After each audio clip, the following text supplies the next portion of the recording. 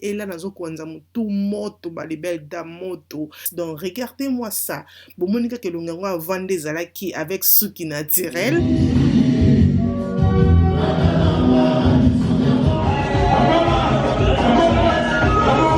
Les alliés soutien. Après, qu'on ça l'opération, on a l'impression qu'on a tabac soutien.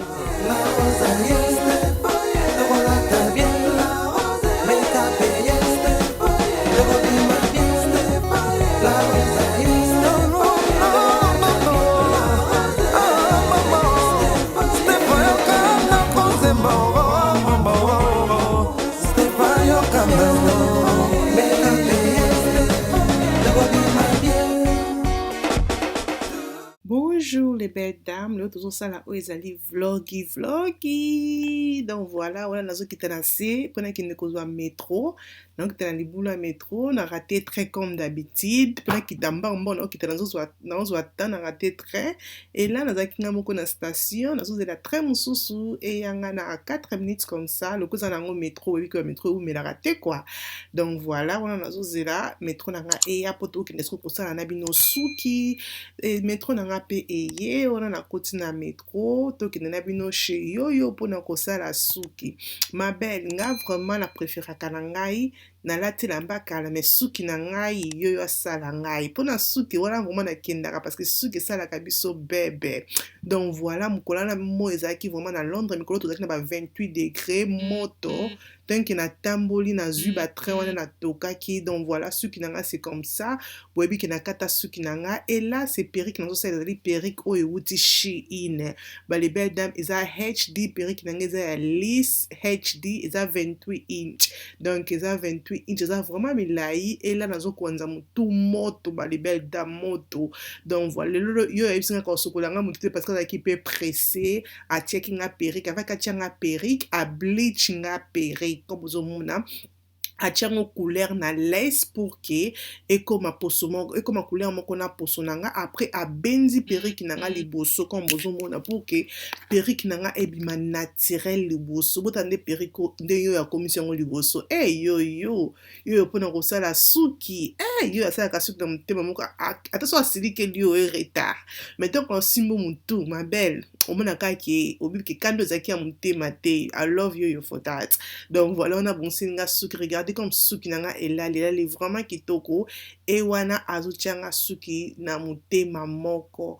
Donc voilà ce que on a perruque moko oza vraiment professionnel te na ko tia perruque moko na ko ba ke beta tour chez yoyo asala ka suki atia ka suki vraiment kitoko na ba moi comme ça na perruque na pour na 4 jours mais na ba hiver na vanda ka perruque na pour na une semaine parce que oui que moi ina col vraiment col et ou la kate mais na hiver col et ou la kaba et nous nga linga mix nazo bima nazo kende feti na linga mingi perruque à lisse vraiment j'aime peka na couleur en noir na mona ke sala ki couleur vraiment ten abiso e bima ya na mona sala ki toko na mutu lisse sala vraiment classe. Donc regardez-moi ça bon monika ke longa vendre zalaki avec suki naturel et regardez ça avec perruque botande yo ya vandi sibiso yango e bimi vraiment naturel et ba baby hair asala nga baby hair te azonga saki ngo nyoso sima mikolo yo lingo sala nga ba baby hair te na bite po ani bi mikolo ola ko so ba baby hair te donc osala nga perruque nyoso ala lisengo sima et ezo sala vraiment kitoko. Regardez-moi ça. Ata soki na baki na salonga moko na ndako na ngana salongo jamais comme ça. Voilà soki na nga wana esili comme bomoni zaki vraiment facile rapide pe na kotia perruque na biso.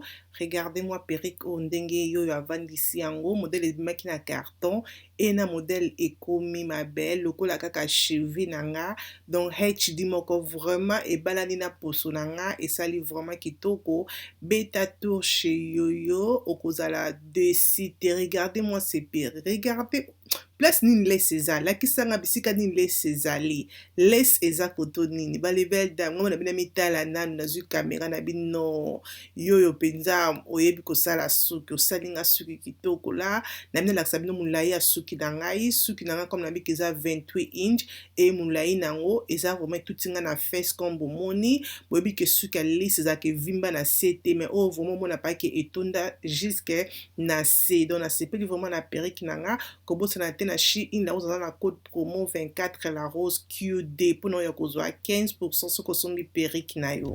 Coucou les belles dames, vous allez bien? Donc voilà, on a tout qui vlog, on a bino, donc on a ce qui n'a yo salinga comme ça, thank you yo. Et non, beta tourne anniversaire, donc qui n'a bino on a MC hello. Hello. You okay?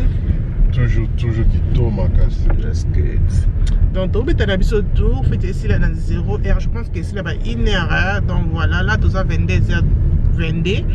Donc tobeta tourne bino pourquoi pas bon mon outfit nanga ceux qui n'abimi et na senga vraiment merci beaucoup na chérie na tinga vraiment perruque nanga ya Shein, OK comme ça na Shein la rose na code promo na rotika mon assez écran, je pense que ça li 24 et la rose QD. Donc voilà pour nous il reçoit 15% na ba achat non ça na Shein, OK.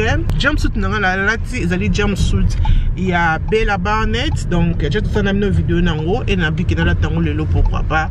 Donc comme na biki look nanga mobimba boko mona ngo ceux qui na bimi donc d'abord ko sepeli sans autres. Peace.